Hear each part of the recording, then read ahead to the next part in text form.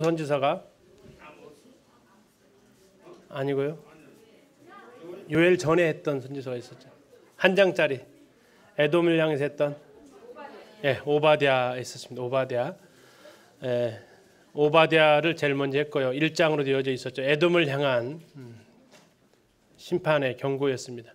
자, 두 번째로 했던 책이 요엘서였습니다. 메뚜기 재앙과 관련되어진 그래서 그 두 책은 정확한 연대를 알 수는 없다라고 말씀드렸는데 요엘서는 제사장에 대한 이런 책임을 많이 묻고 있어서 왕이 왕으로서 통치 못하던 시대 그것이 아마 여호야다에 의해서 통치가 되어지던 그때로 했기 때문에 우리가 두 번째 책으로 같이 살펴보았었고요. 자, 그리고 이제 연속해서 세 권의 선지서를 보았습니다. 여로보암 2세와 관련되어졌던 세 권의 선지서. 첫 번째가 요나 선지서였습니다. 자, 대상은 어디였습니까? 아수르의 도시였던 니느웨입니다. 자, 그리고 이제 두 서신서가 이스라엘과 관련되어진 두 서신서 있었습니다. 첫 번째가 아모스, 하나님의 공의를 더 많이 강조한 책이었습니다. 두 번째 책은요, 방금 우리가 살펴보았던 호세아, 하나님의 헤세드, 인애를 더 많이 강조한 책이라고 말씀을 드렸죠. 그렇게 현재까지 지금 5권 우리가 소선지서를 살펴봤습니다. 소선지서가 총 몇 권 있죠? 12권 있습니다. 12권. 12권 중에서 5권을 살펴봤고 지금 이제 나움까지 하면 소선지서의 절반을 하게 되는 겁니다. 그럼 나머지 6권이 이제 남아 있는 거죠. 그 나머지 6권은 역대기 하면서 같이 할 거고요. 그 중에 이제 이 3권이 유다를 향해서 했던 메시지고 그 중에 2권 학개스가랴는 포로 귀환 후에서 성전을 재건할 때 관련된 책이고 마지막 말라기는 이제 그 이후에 한 100여 년 정도 지나서 기록된 책이 되겠습니다. 이렇게 소선지서가 같이 이제 마무리가 되겠죠. 자, 이제 오늘 나움에 대해서 같이 살펴보려고 하는데요. 혹시 나움 하면 뭐가 떠오르세요? 나훔. 뭐가 떠오르세요?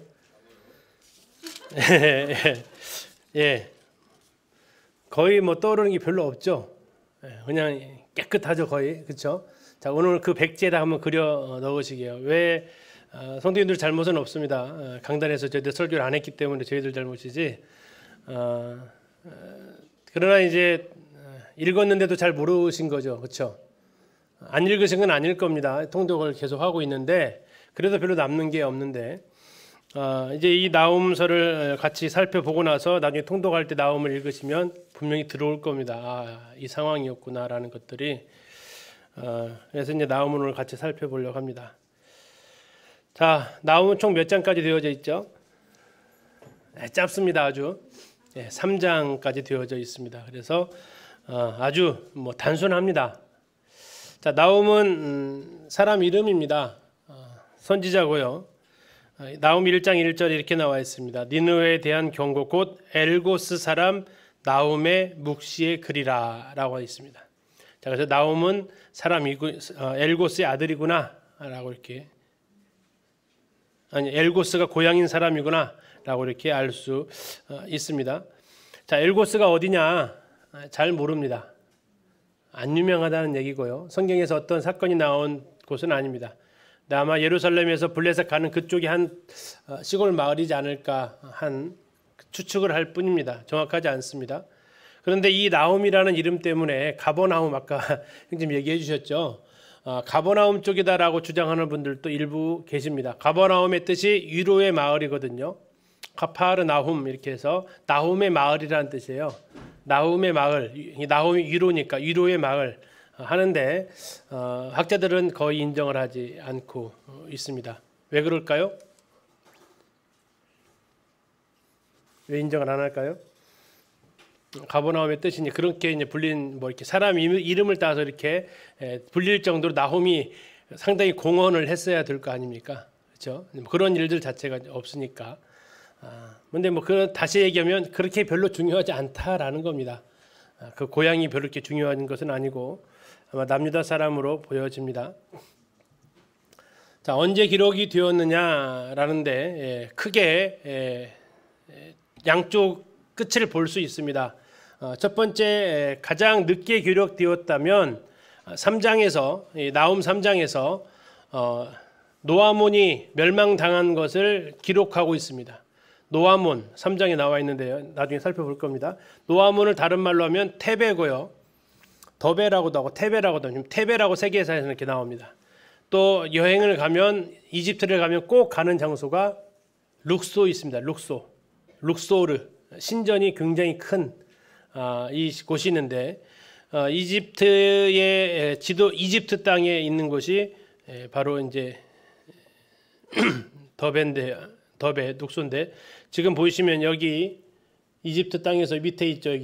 여기가 지금 더베입니다. 여기를 누가 점령을 하냐면 아수르에서 점령을 하게 됩니다. 아수르가 여기를 점령했던 때가 언제냐면 BC 663년입니다. 여기가 아수르에서 정복이 되었던 것을 밝히고 있고 그 다음에 니느웨가 지금 이 니느웨를 향한 경고인데 1장 1절에 나와 있었죠. 니느웨에 대한 경고인데 니느웨가 아직 멸망하지 않았으니까 경고를 하겠죠. 니느웨가 멸망한 것이 BC 612년입니다. 다시 말하면 이 언제 쓰여졌겠습니까? 그러면 노아몬이 멸망하고 니느웨가 멸망하기 전에 쓰여졌다. 그러면 약 한 50년 정도의 시간 그 안에 쓰여졌을 것이다 라고 이렇게 볼 수 있겠습니다. 그리고 더 중요한 것은 이게 니느웨에 대한 것은 요나 선지자와 연관이 되어 있다는 거죠. 요나가 가서 설교했을 때 회개하라고 외쳤을 때 니느웨 사람들 어떻게 했어요? 회개했습니다. 그래서 하나님이 징벌을 내리지 않았죠. 그리고 나서 요나가 회개를 하라고 선포하고 나서 약 150년 후에 멸망해요. 니느웨가. 그래서 이 나훔은 니느웨 요나하고 최하 100년에서 150년 후에 기록되어진 책이다라고 생각하시면 됩니다. 그러니까 요나하고 만났을까요? 못 만났을까요? 요나가 100살 이상 살지 않는 한 만날 수 있는 상황은 아니죠. 그러니까 요나에 의해서 회개했던 니느웨였지만 나훔이 살던 시대에는 그들이 다시 악한 길로 갔던 상황이 되어지고 결국 그걸로 인해서 멸망을 한 거라는 거죠. 그러면 대략 그것이 유다의 왕 때로 친다면 왜 북이스라엘이 722년에 멸망을 하니까 BC 663년은 이 지도상에서 북이스라엘이라는 나라는 이미 사라진 시대예요. 남유다만 남아있을 때입니다. 그때 남유다의 누구 왕이냐? 므낫세 왕일 때가 가장 가깝다라고 이렇게 할 수 있겠습니다. 그래서 이 나훔하고 같은 시대를 살았던 사람이 이사야, 미가 이렇게 나와게 됩니다. 그래서 나중에 이제 원래 이 시기상으로 보면 이사야, 미가랑 나훔을 같이 봐야 되는데 우리가 지금 이미 요나를 다뤘고 이 요나의 후편이니까 같이 지금 선지서하면서 같이 보는 겁니다. 그 역사 전개하고는 또 관계 없으니까요. 자, 우리 니느웨에 대해서 요나서에서 잠깐 살펴봤습니다. 굉장히 큰 도시였고요. 요나가 설교했을 때는 수도는 아니었습니다. 그런데 굉장히 큰 도시였고, 자, 나훔이 살던 시대의 이 니느웨는 아수르의 수도 역할을 하게 됩니다.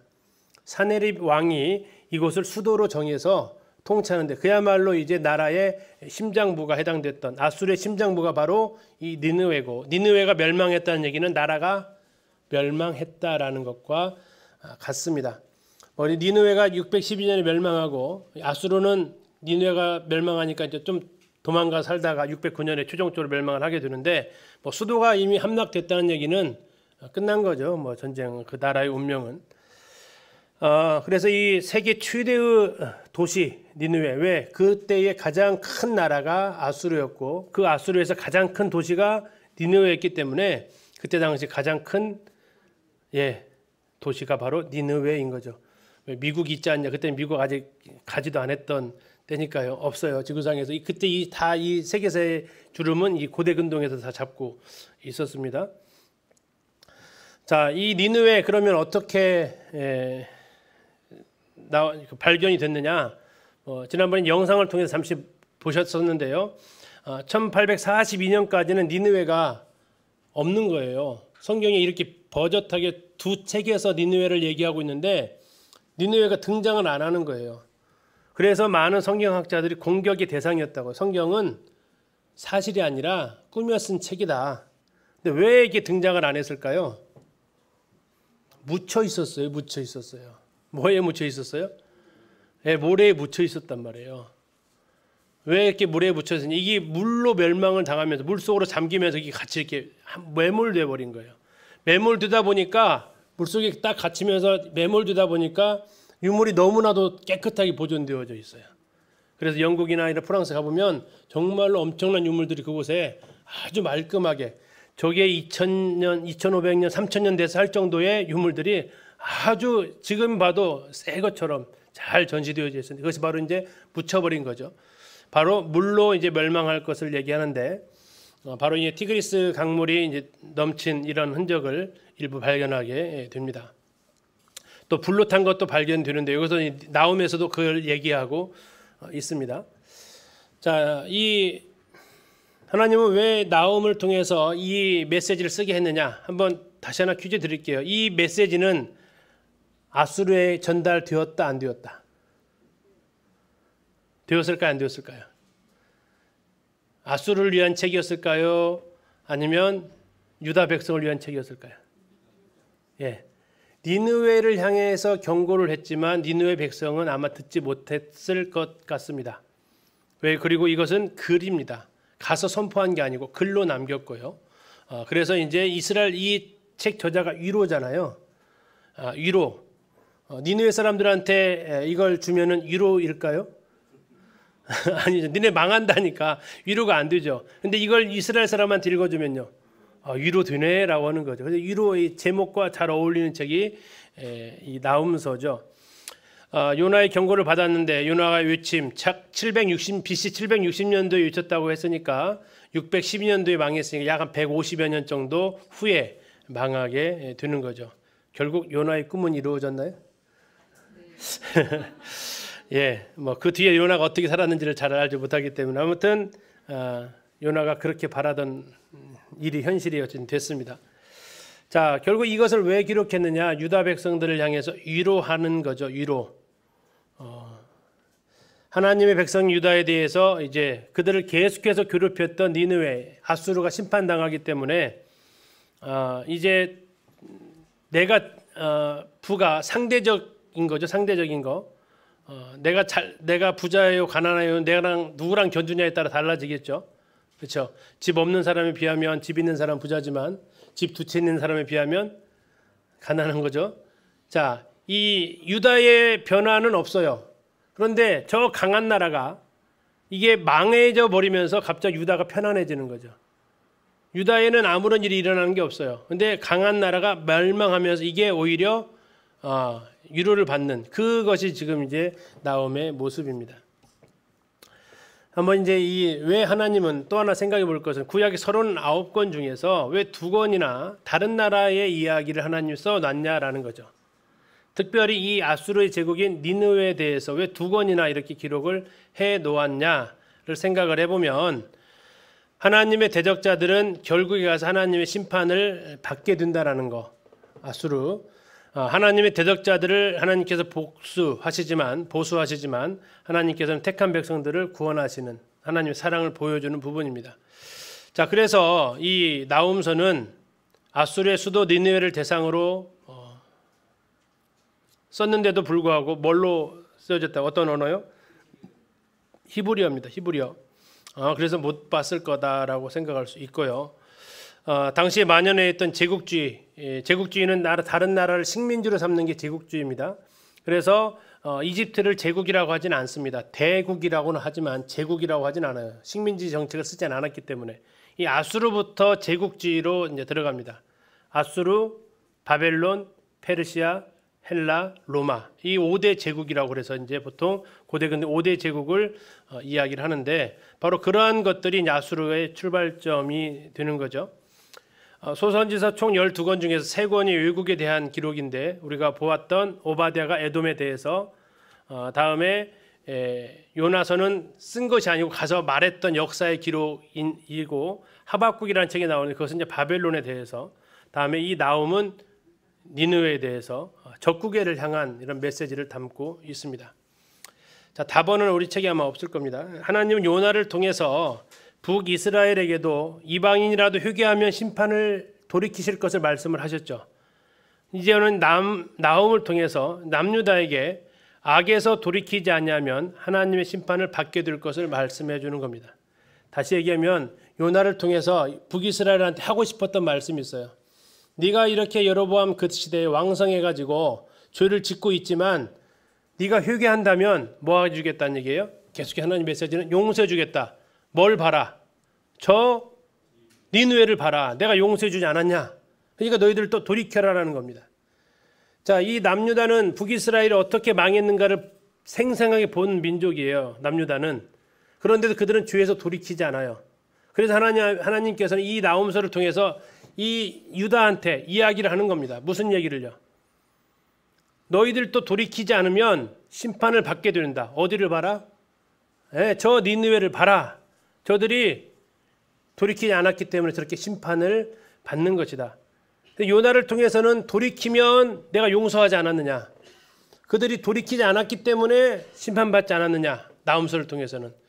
그래서 결국 이 두 선지자를 통해서 결국 말하고 싶은 것은 니느웨를 향한 메시지가 아니라 누구를 향한? 하나님의 백성을 향한, 이스라엘을 향한, 북이스라엘과 남유다 하나님의 백성들을 향한 그 마음의 메시지였는데 대놓고 얘기하는 게 아니라 다른 상황을 빗대서 이렇게 또 메시지를 전하고 계신 것을 볼 수 있습니다. 니느웨가 어떻게 멸망했냐면요. 아까 말씀드렸던 대로 홍수가 납니다. 아마 이제 이 사네립이 세워놓은 댐이 있었는데요. 그 댐을 오히려 적들이 바벨론 적이겠죠. 바벨론이 그 댐을 오히려 터치면서 많은 물이 이 성 안으로 쏟아지게 하는 일들이 벌어진 것으로 보입니다. 그래서 이 도시는 물에 잠기게 되고요. 또 이제 전쟁이 나면서 막 뭐 방화 같은 불 지른 일이 있었겠죠. 그런 곳들이 곳곳에 보입니다. 니느웨 성전과 신상들이 파괴되어져 갑니다. 니느웨 성은 앞으로 하나님께서 결코 재건되지 못할 것이라고 했죠. 그런데 1842년까지 그게 어디 있었다고요? 땅속에 갇혀 있어서 더 이상 재건되지 않습니다. 지금도 거기는 지난 보셨지만 모술이라는 사람들 살고 있지만 그 옆에 있는 도시입니다. 유적입니다. 그래서 유적은 사람이 못 삽니다. 우리가 주일날 아테네를 봤지만 아테네가 높은 빌딩을 못 져요. 왜 높은 빌딩을 못 질까요? 밑에 파면은 나와요. 계속 나와요. 지하철 공사도 제대로 못해요. 파면 나오니까. 높은 빌딩을 지으려면 깊게 파야 되잖아요. 그래서 그 엄두가 못 나는 거예요. 그래서 이제 높은 빌딩이 거의 없어요.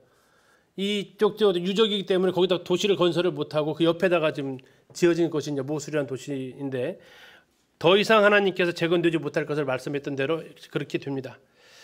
지도자는 도망갈 거고 성 주변에 있는 산성들은 쉽게 성문이 열리면서 공격을 당하게 됩니다. 그 성문들은 파괴될 것이고 그들은 몸부림을 칠 것이고 시민들은 포로로 잡혀가고 보아들은 노략질을 당하는 모습이 나홈서의 곳곳에 등장하고 있습니다. 니느웨 회개를 촉구하기 위한 목적이 아닙니다. 이제는 이 나홈서의 특징은 선지서의 특징 중에 하나가 회개하라는 메시지인데 회개하라는 메시지가 없어요. 왜 메시지가 없어요? 이미 결정됐어요. 뭘로? 심판이 결정됐어요. 심판 결정되면 회개하라는 메시지가 사라져요. 이게 나중에 예레미야에서 비슷한 광경을 봅니다. 예레미야의 이 메시지는 크게 세 단어로 요약이 되는데 이제 마지막에 가서는 회개하라가 아니에요. 견뎌라예요. 견뎌라. 인내하라예요. 심판 70년을 견뎌라예요. 근데 내가 구원해 주겠다 하지 않아요. 견뎌야 된다는 얘기예요. 이미 심판이 결정되면 그래요. 잠언에서 잘 얘기해 주는 거죠. 지혜가 늘 부르지 않아요.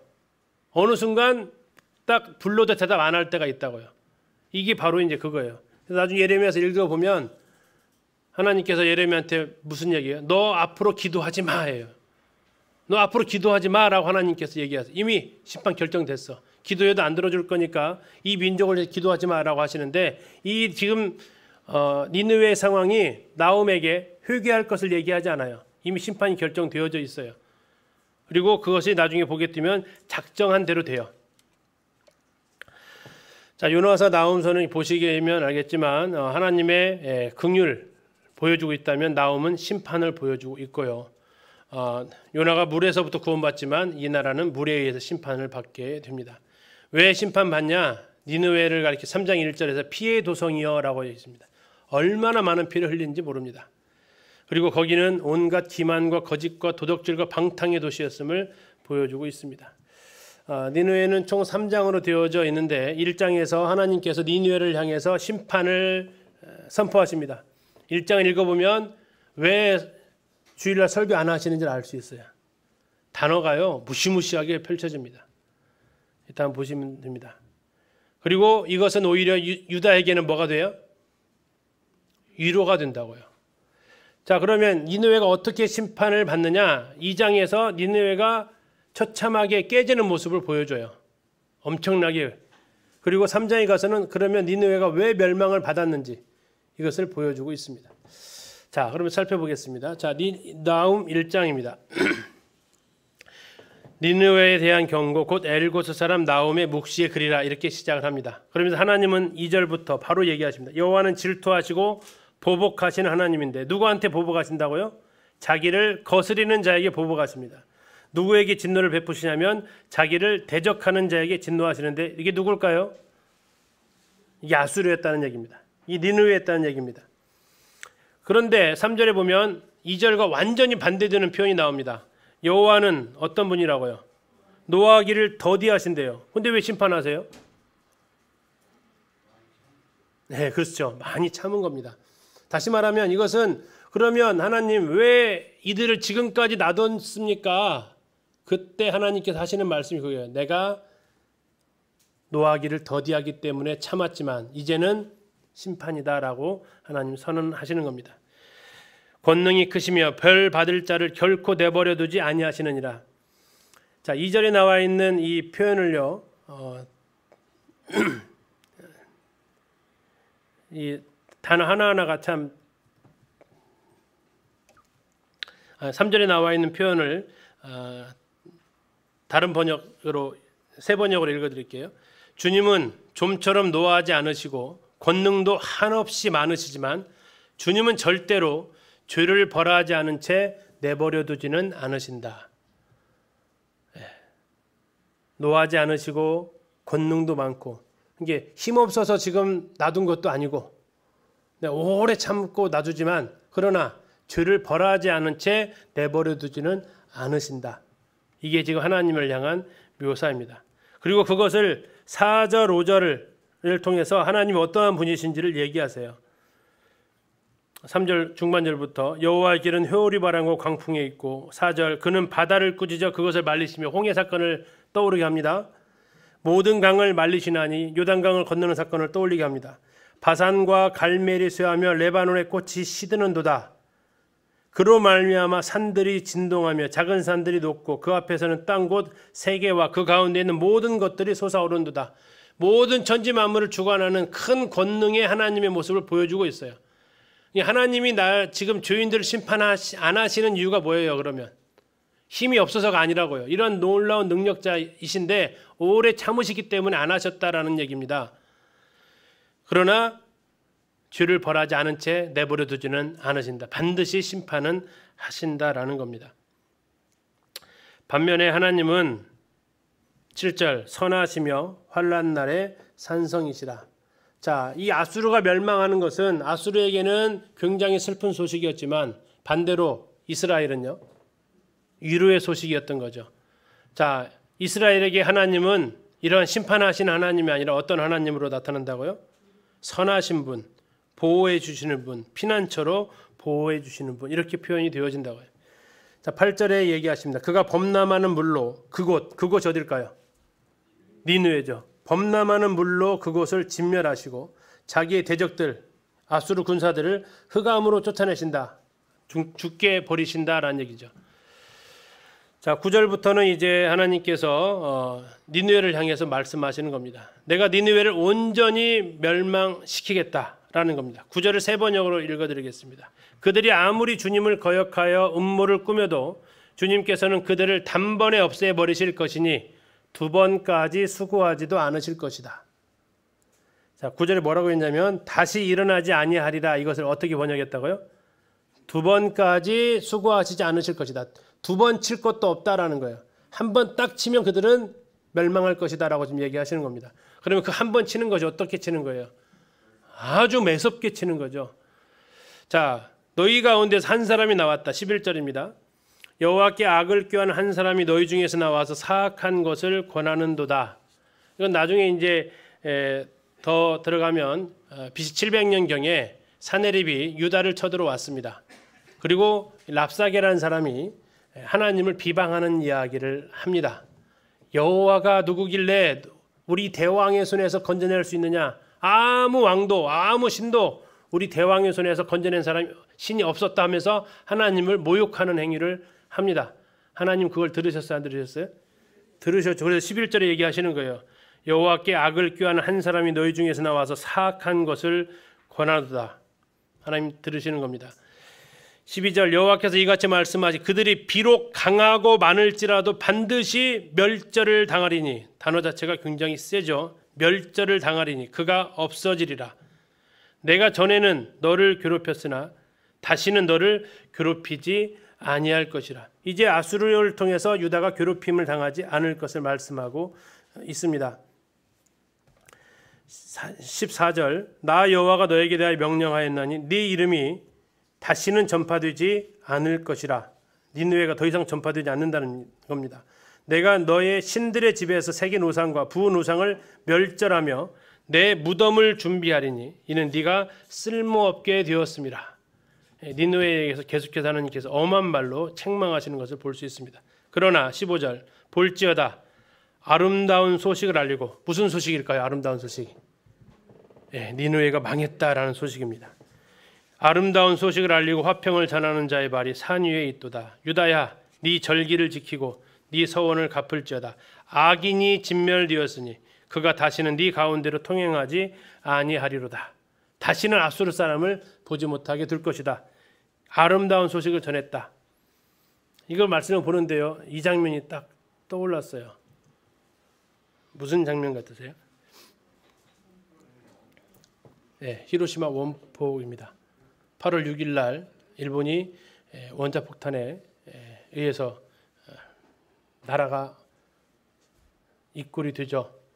자, 그리고 나서 약 10일 후 8월 15일 날 정확하게는 8월 16일이라고 얘기하더라고요. 백성들이 그만큼 지금처럼 막 소식이 빨리 왕래하는 시대는 아니었다고 그래요. 그리고 우리나라에서는 이런 일이 벌어집니다. 지금 소리가 들리십니까? 대한독립만세. 자, 이것이 지금 아수르 상황입니다. 이건요, 유다예요. 그들이 라디오에 귀를 기울이죠. 뭐라고요? 천왕이 항복합니다. 그것이 그들에게는 무슨 소식이라고요? 아름다운 소식이 들려오는 겁니다. 왜 저 패망의 소식이 아름답습니까? 왜 우리가 어제도 축구 일본한테 신나게 졌죠? 막 지금 축구계가 난리가 났죠. 3대 0으로 졌다고 막 난리가 났더라고요. 근데 일본한테 지면은 참을 수가 없죠. 왜 그렇죠?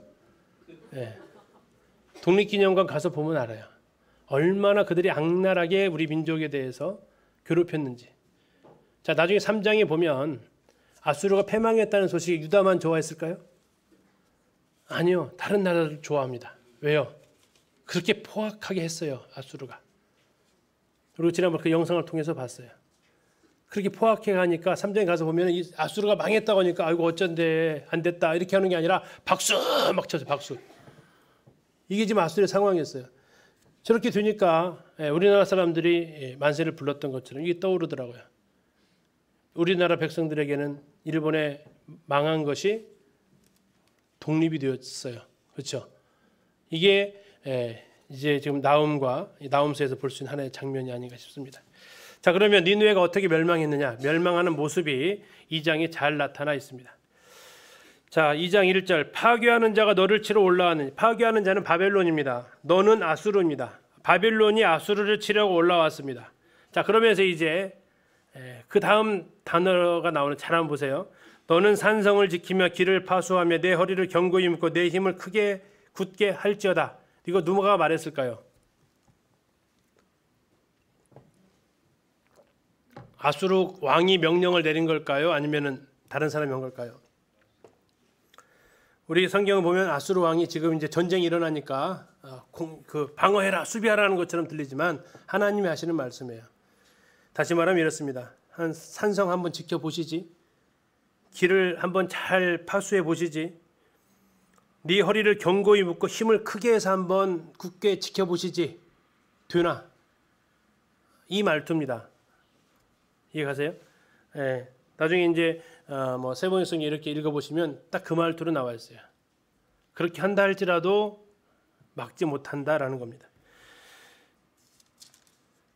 여호와께서 야곱의 영광을 회복하시되 이스라엘의 영광같이 하실 것입니다. 뭐 유다한테 뭘 한다는 게 아니에요. 아술의 멸망을 통해서 그렇게 한다는 겁니다. 이는 약탈자들이 약탈하였고 또 그들의 포도나무 가지를 없이 하였습니다. 유다한테 엄청나게 그들이 와서 포악한 행동을 했다고요. 지난번 아수르 봤을 때 그들이 했던 포악한 행위 몇 가지 영상 보셨죠? 보통 뭐 했어요? 예, 살가죽을 벗깁니다. 그 다음에 또 뭐 했죠? 예, 꼬챙이를 껴가지고 항문으로 해가지고 머리까지 꼬챙이를 찔러서 딱 세워둡니다. 그 다음은요, 사람의 목을 잘라가지고 탑을 쌓아놓습니다. 또 어느 나라에 가서는 사람의 목을 자르고 그것을 아내나 아이가 아들이 들고 꼬챙이에다 껴가지고 거리를 행진하게 시킵니다. 정말 말로 다 할 수 없는, 그냥 정복하는 차원이 아니고 아예 기선제압을 하기 위한 건지 모르겠지만 정말로 사람들을 잔인하게 죽이고 온갖 포악을 행했던 민족이 바로 이 아수르입니다.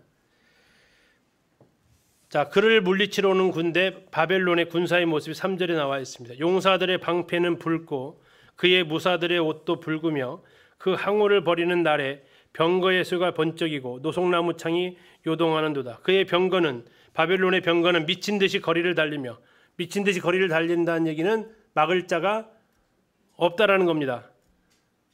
대로에서 이리저리 빨리 달리니 그 모양이 횃불 같고 빠르기가 번개 같도다. 막 노력하고 다니면서 이제 아수르의 니느웨 땅을 정복하고 있는 모습을 표현하고 있는 것입니다. 자, 그들의 6절에 보시면 강들의 수문이 열리고 왕궁이 소멸되었다. 수문이 열렸다고 했죠. 수문. 이게 아마 이제 사네립이 건축한 댐으로 보여지는데 그 댐을 이용해서 여기에 한꺼번에 물이 쏟아지는, 옛날에 제가 초등학교 다닐 때인가 북한에 뭔 댐 있었죠. 평화의 댐 한다고 돈 막 걷었죠. 만약에 금강산에서 그 댐을 탁 북한에 터치면 남쪽은 다 물 받아준다 하면서 막 63 빌딩 어디까지 잠긴다고 했던 기억이 나요. 예. 근데 이것처럼 이 댐이 딱 터지면서 이 아수르가, 니느웨가 이제 물에 잠기는 일이 벌어진 겁니다. 우리는 안 일어났지만 여기는 현실이 된 거죠, 지금. 왕궁이 소멸되고 7절 보세요. 정한 대로. 이미 지금 심판이 어떻게 됐다고요? 회개하라가 아니에요. 결정이 된 거예요. 정한 대로 왕후가 벌거벗은 몸으로 끌려가니 그 모든 시녀들이 가슴을 치며 비둘기같이 슬피 운다. 지난번에 호세아에서는 비둘기가 좀 멍청한 동물로 나왔는데 여기는 슬픈 동물로 나오네요. 그렇죠? 네. 왕후가 벌거벗은, 이 왕후가 벌거벗은 몸은 진짜 왕후일 수도 있고요. 아마 이 우상의 모습이 될 가능성은 좀 더 많습니다.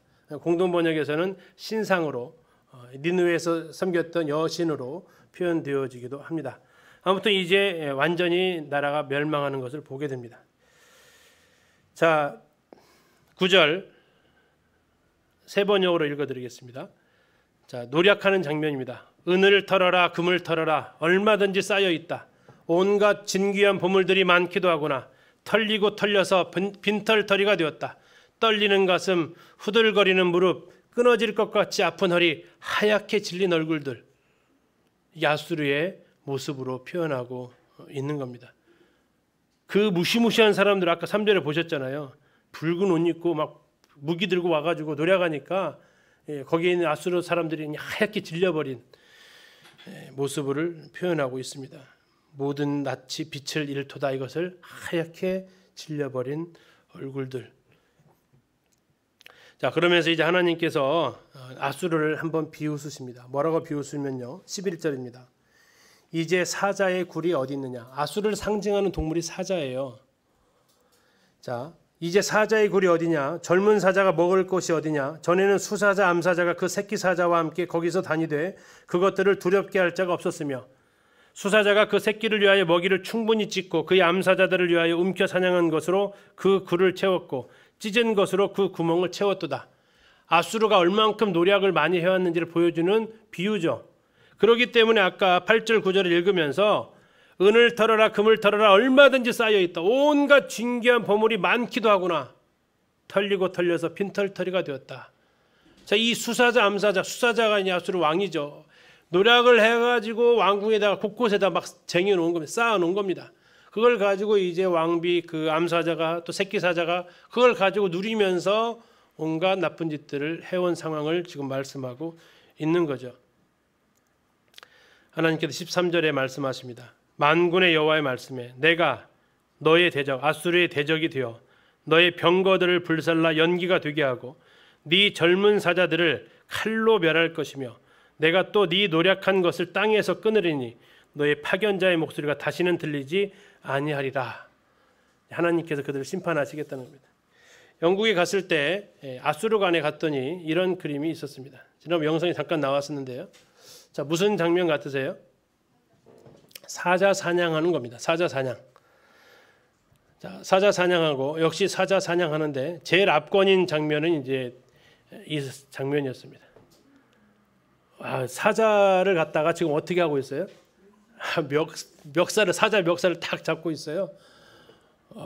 저 이 왕인데 아수르 왕인데 저 사자를 갖다가 탁 그냥 멱살 잡고 하고 있는 모습. 그들이 이제 사자 사냥을 즐기고 가장 이게 위협하는 거죠. 아수르의 상징적인 동물이 이런 사자들입니다. 이 사자 사냥, 라이언 헌터라고 이렇게 벽에 쭉 벽화가 이렇게 붙어져 있어요. 근데 지금 이걸 보고 여기를 보니까 성경이 얼마나 더 확실하게 보여주는지요. 아까 방금 보셨던 11절, 12절 그 사자의 모습이 바로 아수르를 상징하는 모습인데 아수르관 갔더니 저렇게 사자의 모습, 사자 사냥하는 모습이 그려져 있었습니다.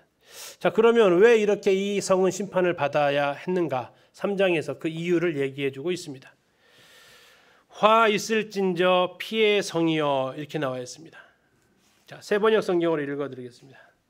3장 1절입니다.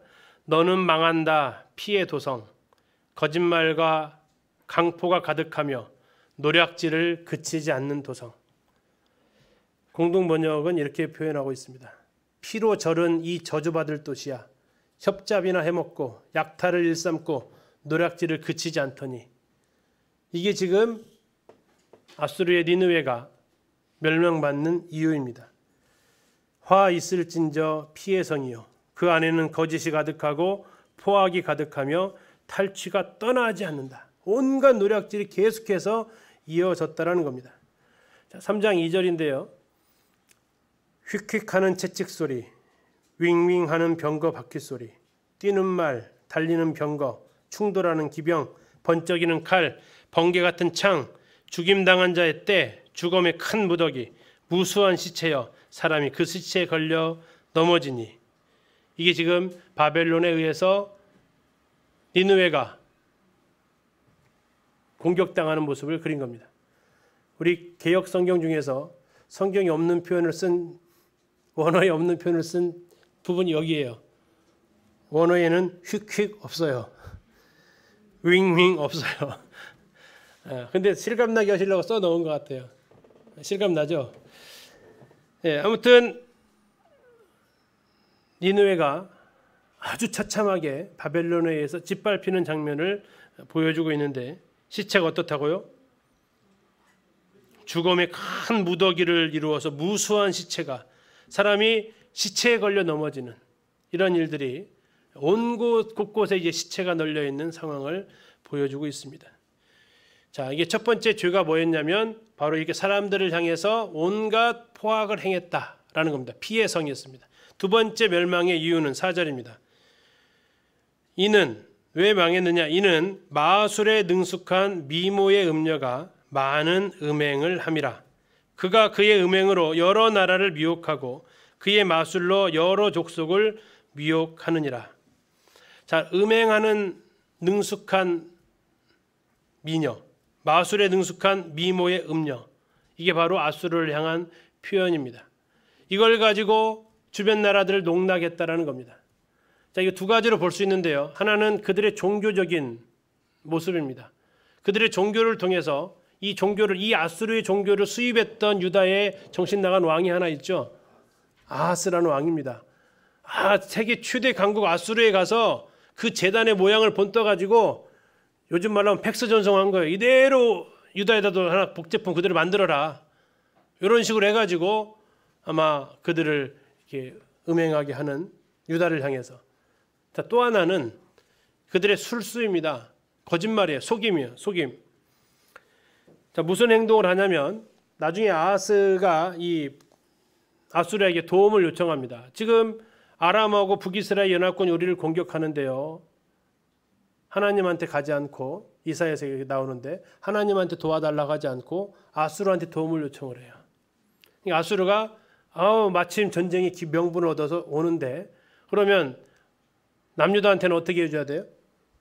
잘해줘야 되잖아요. 웬걸요? 와서 공격을 해버려요. 그런 어떤 술수, 음모 이런 것들이 바로 마술에 능숙한 미모의 음료로 표현되어지고 있습니다. 온갖 거짓이 난무한 포악이 난무했다라면 거짓으로 속여가지고 이렇게 또 주변 나라들을 못살게 굴었던 이 모습입니다. 그래서 5절에 보시면 보라 내가 너에게 말하노니 만군의 여호와의 말씀에 네 치마를 걷어올려 네 얼굴에 이르게 하고 네 벌거벗은 것을 나라들에게 보이며 네 부끄러운 것을 문 민족에게 보일 것이요. 그래서 그들을 구경거리가 되게 하시겠다 합니다. 7절입니다. 그때에 네가 그렇게 망하게 되었을 때에 너에게서 도망하며 이르기를 니느웨가 황폐하였도다. 누가 그것을 위하여 애국하며 내가 어디서 너를 위로할 자를 구하려. 니느웨가 망했다는 것에 대해서 울어줄 사람이 있다고요? 없다고요.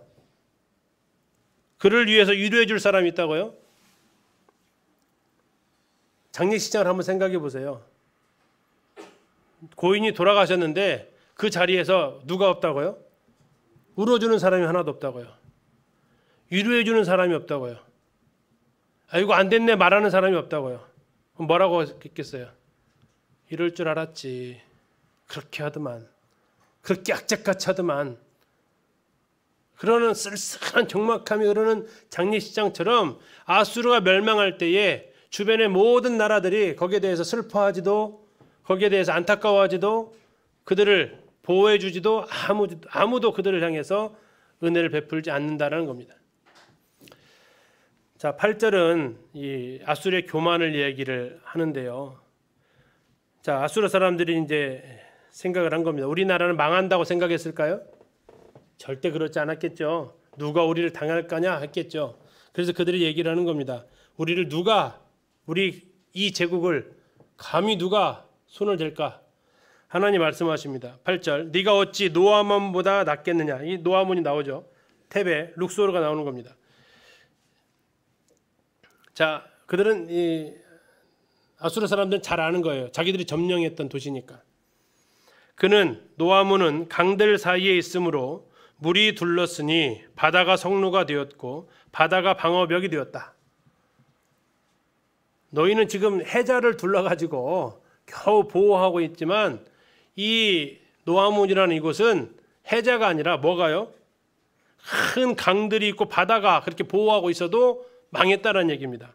9절 구스와 애굽은 그 힘이 강하여 끝이 없었던 나라다. 너보다 더 셌던 나라다. 뿐만 아니라 붓과 루빔 이건 이제 그 노아몬 옆에 있었던 나라들인데 붓과 루빔이 노아몬을 돕는 자 되었다. 그래서 노아몬도 자기가 멸망할 줄은 꿈에도 몰랐다. 그런데 너희들이 지금 멸망시켰지 않았느냐. 자, 그리고 10절은 이 사람들이 행한 포악된 행동들입니다. 그가 포로가 되어 사로잡혀 갔고, 자, 포로 얘기 나오는데 이 아수르가 포로를 끌고 가는데 어떻게 끌고 갔냐면요.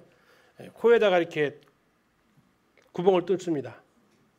그냥 손 포승줄 묶어서 뚫고 하는 게 아니라 여기다가 이렇게 뚫어가지고 이렇게 코를 꿰가지고 사람을 포로를 끌고 간다고. 어땠을 것 같으세요? 그 고통이. 그렇게 잔인했다고요. 다음에 그의 어린 아이들은 길 모퉁이에서 뭐 했다고요? 메어침을 당하여 부서졌습니다. 이게 지금 자네들이 아수르가 애굽 땅에 가서 한 거예요. 아이들을 어떻게 했다고요? 아이들을 갖다가 잘 따라와요, 못 따라와요? 애기들이 못 따라오니까 포로 끌려가는데 거추장스러운 거예요. 그걸 어떻게 했다고요? 모퉁이에서 그냥 아이들을 갖다가 죽여버린 거예요. 던져가지고. 캄보디아 가서 그 아이들을 갖다가 죽이는 그 나무에다가 이렇게 머리를 쳐서 죽이는 사진을 본 적이 있는데요. 정말 끔찍한 사진인데 이들이 지금 아수르가 애굽의 노아몬에 가가지고 그 일을 했다고요. 지금 길 모퉁이에 메어침을 당하여 부서졌으며 그의 존귀한 자들은 제비 뽑혀서 날았고 아주 귀족들은 갖다가 막 사람을 갖다가 경매하듯 제비 뽑아가지고 이렇게 해버리고 그의 권세자들은 사슬에 결박되었나니 이게 누가 한 행동이라고요? 아수르가 애굽에 가서 노아몬한테 한 행동들이라고요. 11절 너도 그와 같이 될 것이다. 술에 취하여 숨으리라. 너도 원수들 때문에 피난처를 찾으리라. 왜? 이대로 갚아줄 거니까. 네 모든 산성은 무화과 나무에 처음 익은 열매가 흔들기만 하면 먹는 자 입에 떨어짐과 같았다. 흔들기만 하는 거 떨어지면은 잘 붙어 있는 거예요? 이것은 툭 치면 막 우수수 떨어지는 거 있죠. 뭐 이게 밤이 됐더니 밤 털어 보셨어요? 막 털기도 전에 밑에 떨어져 있는 것도 있지만 툭 한번 치면 막 우수수 떨어지는 것처럼 아주 익어서 추수할 준비가 잘 되어 있는 상태예요. 심판이 바로 코앞에 닥쳐 있는 것처럼 너희들이 이렇게 툭 건들면 우수수 떨어지는 그런 상태가 되었다라는 겁니다. 13절 네 가운데 장정들은 뭐 같다고요? 여인 같고 뭐 여자를 비방하는 게 아닙니다. 힘이 있다고 없다고요? 장정들이 힘없는 여인처럼 됐다는 얘기예요. 네 땅의 성물들은 내 원수 앞에 넓게 열리고 빗장들은 불에 타버렸다. 너는 물을 길어 에워싸일 것을 대비하며 자 이게 14절도 약간 비웃는 겁니다. 물을 길어서 에워쌀 것 포위당하면 제일로 확보해 둘 것이 물과 식량이에요. 준비 좀 해봐라. 너의 산성들을 견고하게 한번 해보시지. 진흙을 들어가서 흙을 밟아서 벽돌 가마를 수리해가지고 벽돌을 쌓아서 한번 잘 막아보시지. 전혀 그것이 도움이 안 될 것이다. 거기서 불이 너를 삼키며 칼이 너를 배기를 느치가 먹는 것 같이 메뚜기가 그렇게 할 것처럼 너희가 할 것이다. 철저하게 멸망할 것을 말해주고 있습니다. 자, 그리고 슬픈 것은 19절입니다. 너의 상처는 뭐 할 수 없다고요? 고칠 수 없고 네 부상은 중하도다. 너의 소식을 듣는 자가 다 너를 보고 뭐 한다고요? 아까 그랬죠. 손뼉치고 좋아한다고요. 아수르 망했대.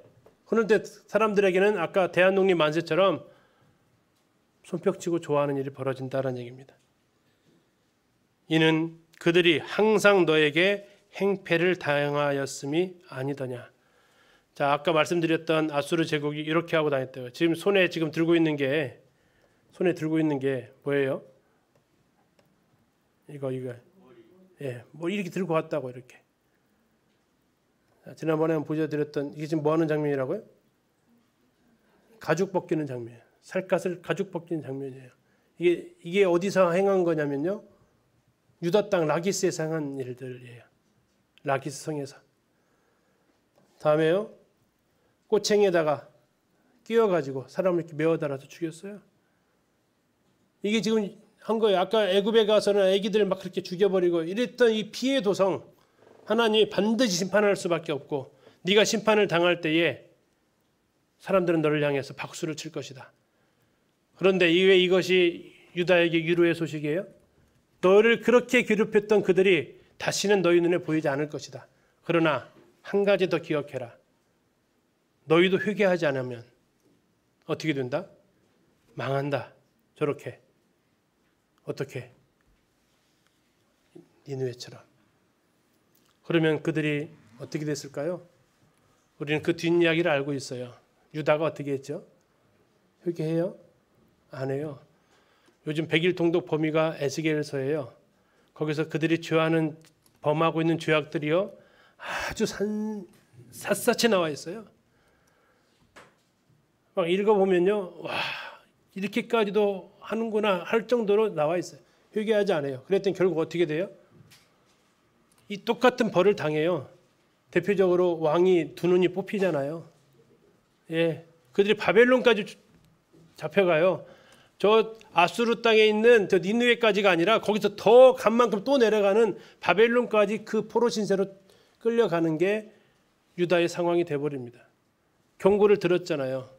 아수르를 향해서 심판에 대해서 그들이 그렇게 하나님 앞에 또 심판을 당하는 흔히 말하는 악순환이 이루어지게 되죠. 나움, 하나님은 요나를 통해서 그들을 구원하기를 원하셨지만 그들은 심판이 임하지 않자 다시 포악으로 일삼았고 결국 심판을 당하는 모습을 보게 됩니다. 예, 여기까지 해서 나움까지 오늘 마치도록 하겠습니다. 다음